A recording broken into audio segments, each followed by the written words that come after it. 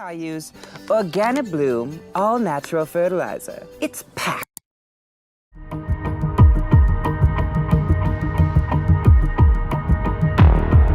Is advertised here as an ad blocker, so block ads, browse safer, browse faster. Back in 2012, AdBlock cost Google $887 million. By 2015, this number rose to $6.6 billion. And by 2020, AdBlock was causing publishers to lose $35 billion worth of ad revenue every single year. But it doesn't seem like Google cares all that much. In fact, the most popular ad block is offered through the Chrome Web Store itself, with hundreds of thousands of reviews and a total of 350 million downloads. You would think that any reasonable ad business would have taken this down by now, or at least taken steps to make AdBlock ineffective. I mean, AdBlock surely has no chance against Google's tens of thousands of engineers, right? Well, the answer is yes, and a perfect example of this is the YouTube app. Due to the design of mobile apps, no AdBlock can block ads on the YouTube app itself. But there is a way around this on mobile devices. Instead of using the YouTube app, you can use a mobile browser along with AdBlock. So while Google has added roadblocks along the way, they haven't gone as far as completely taking down AdBlock, even though they could theoretically do it quite easily. In fact, they have not only not taken steps to eliminate AdBlock, but Google has actually been supporting AdBlock. They've been paying AdBlock tens of millions every year to whitelist ads, and this is how AdBlock makes much of their revenue to remain operational. Hearing this, you would probably think that Google has come to accept that AdBlock is an unavoidable loss in revenue, similar to piracy within the media industry. But what if I told you that AdBlock is actually beneficial for Google? It actually increases their click-through rates, conversion rates, and even ad rates. It also allows them to maintain their domineering monopoly within the browser space and the search space.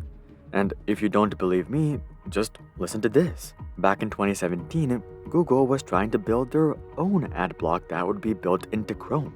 So here's why Google has not only not taken down AdBlock, but why they pay AdBlock tens of millions and support the overall effort. First of all, Google isn't stupid. They're not gonna support AdBlock if they think that it's a net loss for the company. The reality is that allowing AdBlock is more beneficial for Google than blocking it, and one of the main reasons for this is that it allows them to protect their monopoly. Here's the thing. Chrome is by far the most popular browser in the world with over 60% market share across all devices. But if you look closer, you'll see that Chrome is the only browser that's backed by an ad business. Safari is backed by Apple, who is mainly a hardware and services business. They do have plans around entering the ad space, but that has yet to happen in a substantial manner. As for Edge, well, Edge is backed by Microsoft, who basically doesn't even need consumer-based revenue anymore, as they've transitioned to becoming an enterprise business. And finally, as for the last notable player, we have Firefox, who is a non-profit who's actually staying afloat thanks to donations from Google. If you're wondering why in the world Google pays Firefox, be sure to check out our video on that. But getting back to browsers, Chrome is the only browser that's dependent on ad-based revenue. Google is an ad business and they make most of their money on ads. That's not surprising. Just think about it. What happens if Google stopped allowing AdBlock on Chrome? Well, AdBlock suddenly becomes a selling feature for everyone else. Of course, they're not gonna just publicly tell you that you should switch to Safari because it has AdBlock. That would probably be bad PR. They might make a public deal with AdBlock or feature the AdBlock app on the App Store, or pay journalists to make a comparison between the browsers. All of this would result in much of the 350 million users who currently have AdBlock to consider or even switch to one of these other browsers. But by making AdBlock easily accessible on Chrome, Google is able to protect this massive segment of the market. AdBlock isn't just effective at fending off large players either. It's also effective at fending off new up-and-coming players as well.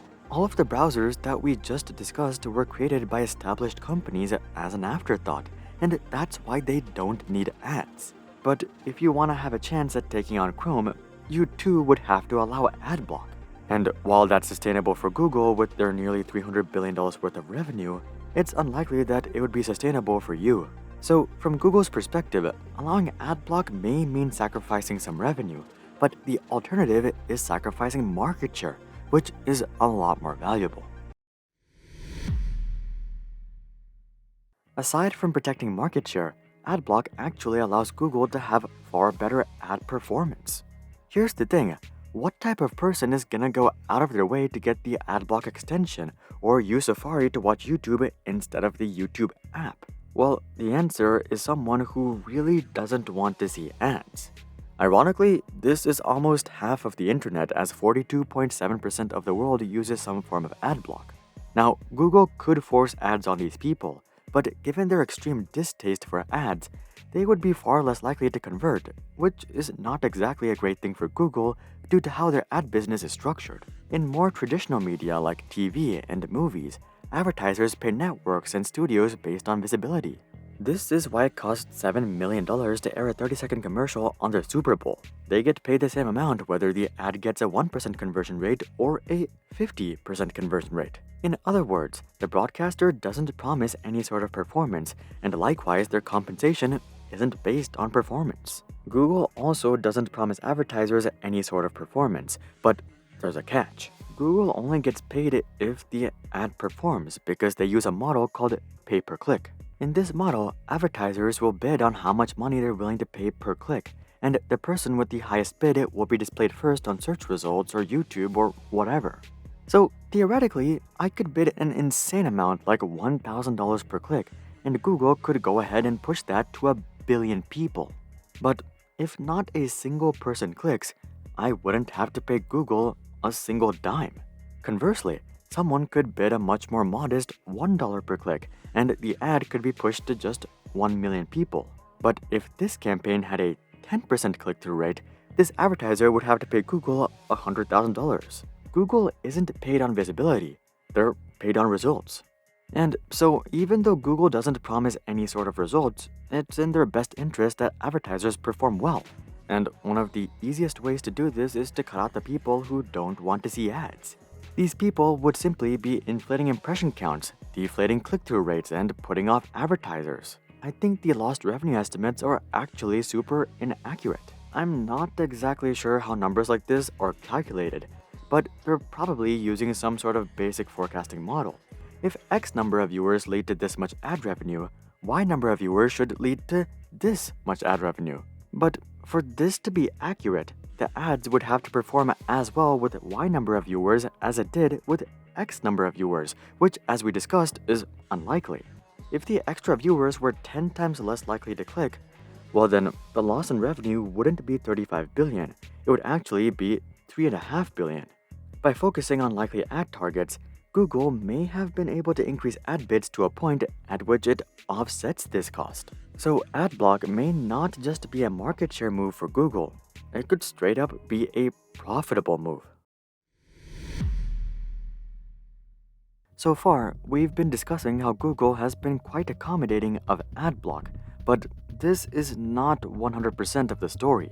You see, Google is only accommodating when we're talking about revenue that's auxiliary or a bonus. They're not actually all that tolerant when it comes to their core business. Take search ads for example.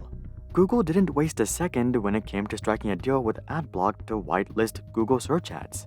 The same thing can be said about any ad on any Google-based platform.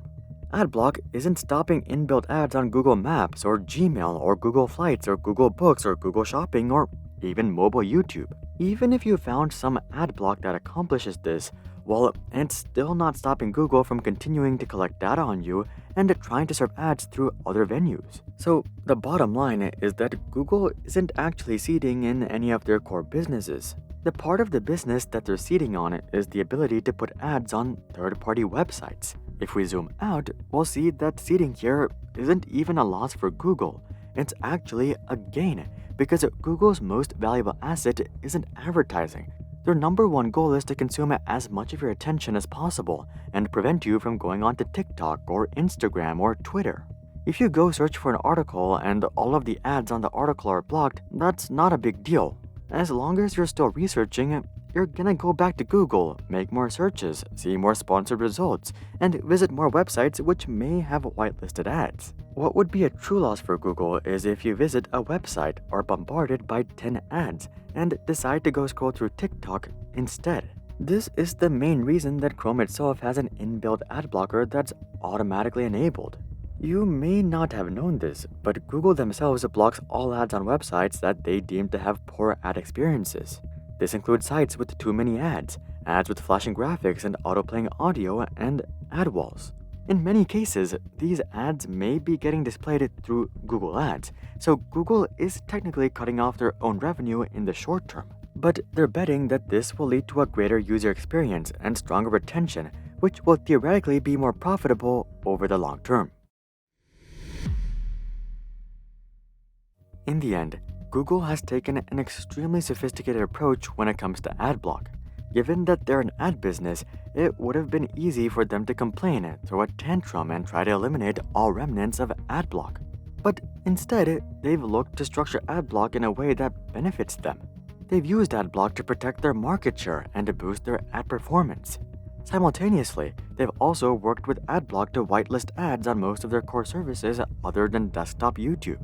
The bottom line is that Google understands that eliminating AdBlock is not the solution.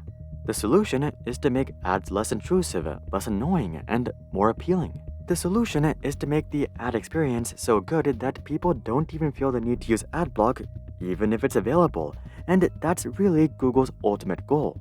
Or at least, that's the approach that Google has been taking so far. With the recession and stagnating ad rates, Google may backtrack on this decision and decide to crack down on AdBlock to please shareholders in the short term. But personally, I believe that this would be a huge mistake. Google got it right the first time. Working through AdBlock is how Google can truly overcome AdBlock, not by just taking it down. And that's why Google still allows AdBlock. Do you use AdBlock? Comment that down below. Also, drop a like if you hope that Google sticks to this approach. And of course, consider checking out our Discord community to suggest future video ideas and consider subscribing to see more questions logically answered. But until then, I'm Hari, and I'll see you guys on the next one.